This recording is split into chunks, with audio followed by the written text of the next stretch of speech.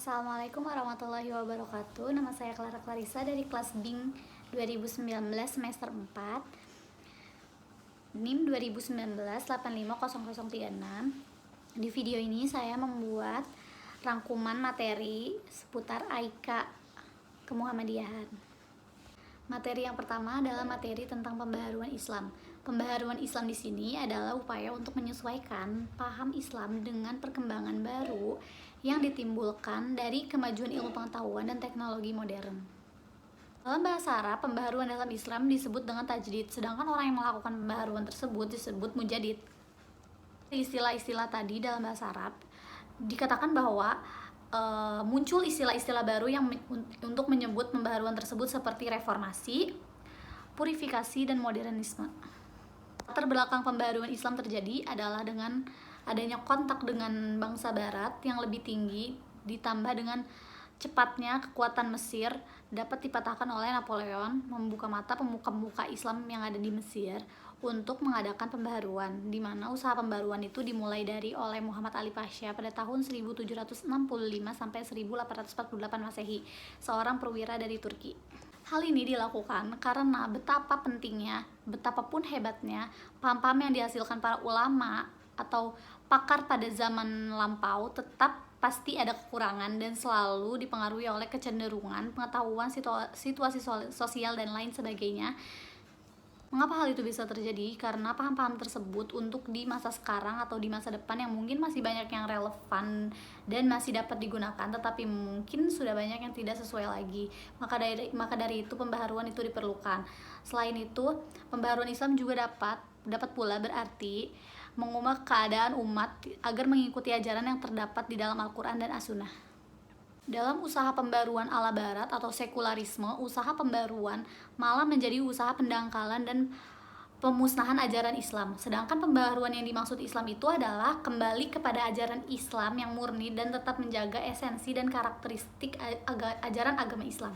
Pada tahun 1800 Masehi dan seterusnya adalah zaman kebangkitan bagi umat Islam. Ketika Mesir jatuh ke tangan Barat atau Prancis, serentak mengagetkan sekaligus mengingatkan umat Islam bahwa ada peradaban yang maju di Barat dan merupakan ancaman bagi umat Islam, sehingga menimbulkan keharusan bagi umat-umat Islam atau raja-raja Islam atau pemuka-pemuka di sana untuk melakukan pembaharuan dalam Islam. Tapi pada kenyataannya, selain radiasi modernisasi yang kuat dari luar, kekeroposan dari dalam diri Islam itu sendiri juga terjadi, mengakibatkan gerakan-gerakan perlunya pembaruan dalam Islam ini. Namun dalam perjalanannya di dalam Islam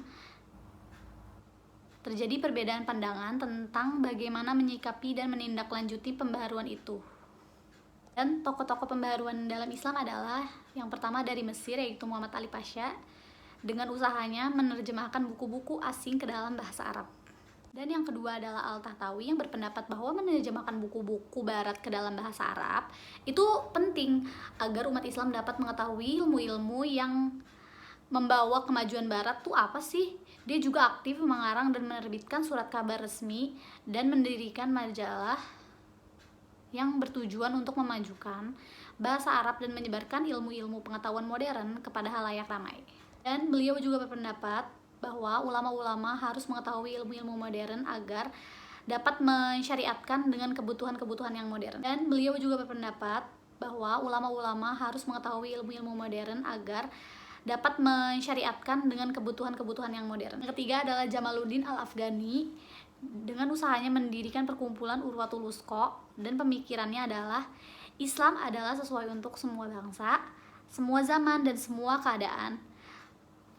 Pintu ijtihad masih terbuka kemunduran Islam karena meninggalkan ajaran-ajaran Islam yang sebenarnya. Paham qada dan qadar telah dirusak oleh paham fatalisme yang membawa umat Islam pada keadaan statis atau diam tak bergerak di situ saja, dan lemahnya rasa persaudaraan umat Islam. Yang keempat adalah Muhammad Abduh dengan pemikirannya bahwa kemunduran Islam disebabkan oleh paham jumud di kalangan umat Islam, yaitu keadaan yang membeku, statis, dan tidak ada perubahan, dan juga masuknya ilmu bid'ah dalam Islam yang membuat umat Islam lupa akan ajaran Islam yang sebenarnya. Dia juga berpendapat bahwa pintu ijtihad harus dibuka kembali atau menerangi taklid atau merubah cara pandang, paham atau fatalisme menjadi paham yang dinamika atau kebebasan manusia dalam kemauan dan perbuatan. Kelima ada Rashid Ridho dengan usahanya menerbitkan majalah Al-Manar yang bertujuan mengadakan pembaruan dalam bidang agama, sosial, ekonomi, memberantas tahayul dan bid'ah, menghilangkan paham fatalisme dan pemikirannya bahwa umat Islam adalah umat Islam mundur sebab mereka tidak mengamalkan ajaran agama yang sebenarnya atau perlu dihidupkan kembali paham jihad dan persatuan umat Islam.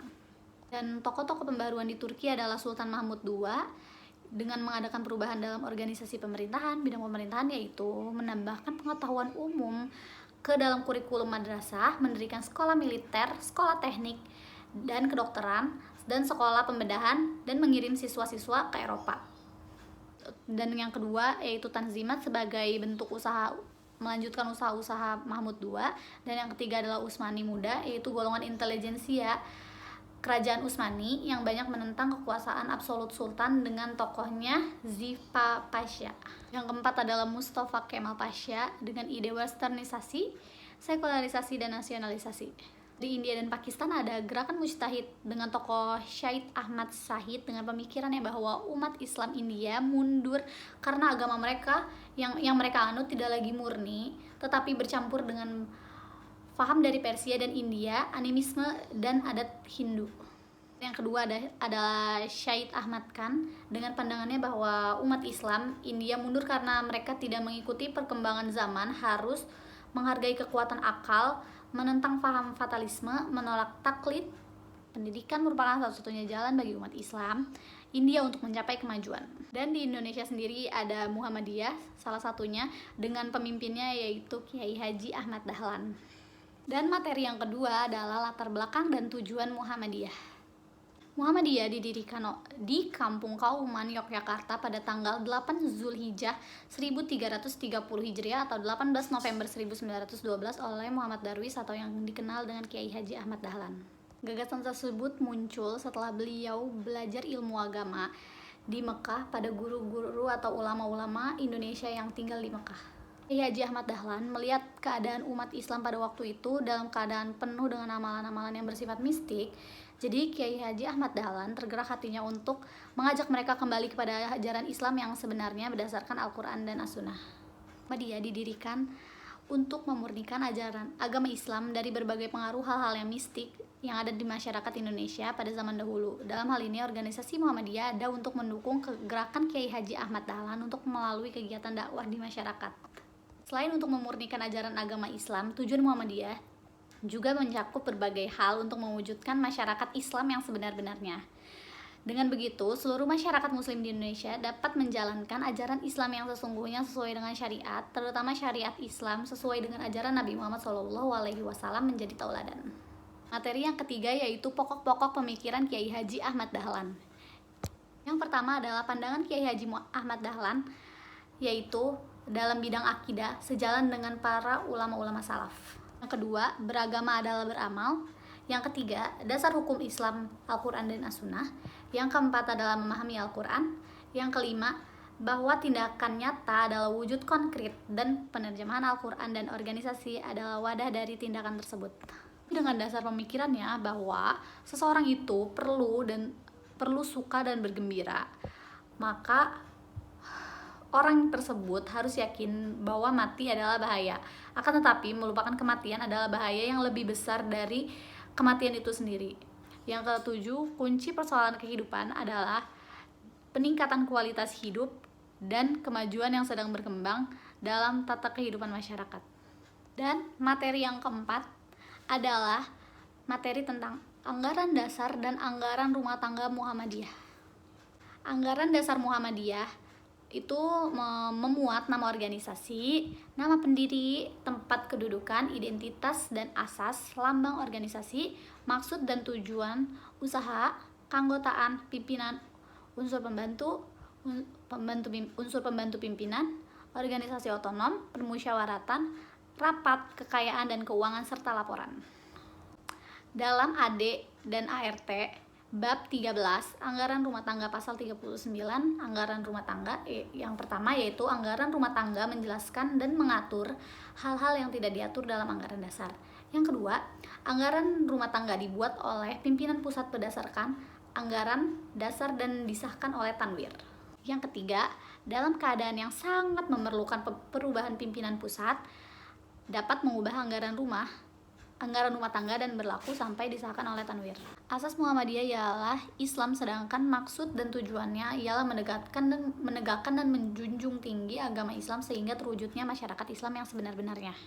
Dalam mencapai maksud dan tujuannya serta mewujudkan misi yang ideal tersebut, Muhammadiyah melakukan usaha-usaha yang bersifat pokok yang kemudian diwujudkan dalam amal, program, dan kegiatan. Materi yang kelima yaitu kepribadian Muhammadiyah. Ada 10 sifat kepribadian Muhammadiyah. Itu menjadi sifat Muhammadiyah sebagaimana moderasi itu diperlukan. 10 sifat kepribadian Muhammadiyah. Yang pertama adalah kepribadian Muhammadiyah itu beramal dan berjuang untuk perdamaian dan kesejahteraan. Menciptakan perdamaian itu tidak gampang karena tidak sedikit gangguannya. Yang kedua yaitu memperbanyak kawan dan meningkatkan atau mengamalkan ukhuwah Islamiyah. Yang ketiga, lapang dada, luas pandangan, dan memegang teguh ajaran agama Islam. Yang keempat, bersifat keagamaan dan kemasyarakatan. Yang kelima, yaitu mengindahkan segala macam hal hukum, undang-undang, peraturan, serta dasar dari falsafah negara yang sah. Yang keenam, amar ma'ruf nahi munkar menjadi contoh teladan yang baik. Yang ketujuh adalah aktif dalam perkembangan masyarakat. Yang kedelapan adalah kerjasama dengan golongan Islam manapun ya, dan juga dalam berusaha menyiarkan ajaran dan mengamalkan agama Islam. Yang kesembilan, membantu pemerintah serta bekerja sama dengan golongan lain dalam memelihara dan membangun negara untuk mencapai masyarakat yang adil dan makmur. 10. Bersifat adil serta korektif ke dalam keluar dengan bijaksana. Dan materi yang keenam adalah matan keyakinan dan cita-cita hidup Muhammadiyah.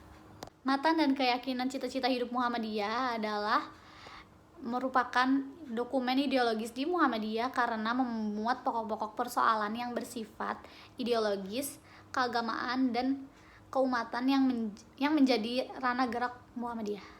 Matan keyakinan dan cita-cita hidup Muhammadiyah lahir pada waktu Muktamar Muhammadiyah ke-37 tahun 1968 di Yogyakarta, di mana pada waktu itu situasi Indonesia setelah tertutup dengan dunia luar dan zaman Orde Lama seolah terbuka lebar dengan Orde Baru. Tahun 1968, konsep westernisasi, modernisasi, dan sekularisasi dan sebagainya masuk ke Indonesia, dan keprihatinan para pemimpin dan pakar Muhammadiyah pada waktu itu disitulah yang melatar belakangi perumusan konsep-konsep Islam ini. Tokoh yang terlibat dalam penyusunan konsep ini adalah Profesor Dr. Rashidi, Ahmad Azhar Bashir, Zinar Tamimi, dan sebagainya. Isi matan keyakinan dan cita-cita hidup Muhammadiyah yang pertama yaitu Muhammadiyah adalah gerakan Islam dan dakwah amar ma'ruf nahi munkar yang berakidah Islam dan bersumber pada Al-Quran dan As-Sunnah, bercita-cita dan bekerja untuk terwujudnya masyarakat utama, adil dan makmur, diridhoi Allah Subhanahu wa Ta'ala, dan melaksanakan fungsi dan misi manusia sebagai hamba dan khalifah Allah di muka bumi. Kedua, Muhammadiyah berkeyakinan bahwa Islam adalah agama Allah yang diwahyukan kepada Rasulnya sejak Nabi Adam, Nuh, Ibrahim, Musa, dan Isa seterusnya sampai Nabi penutup yaitu Nabi Muhammad SAW sebagai hidayah dan rahmat Allah kepada umat manusia sepanjang masa serta menjamin kesejahteraan hidup material dan spiritual dunia dan ukhrawi.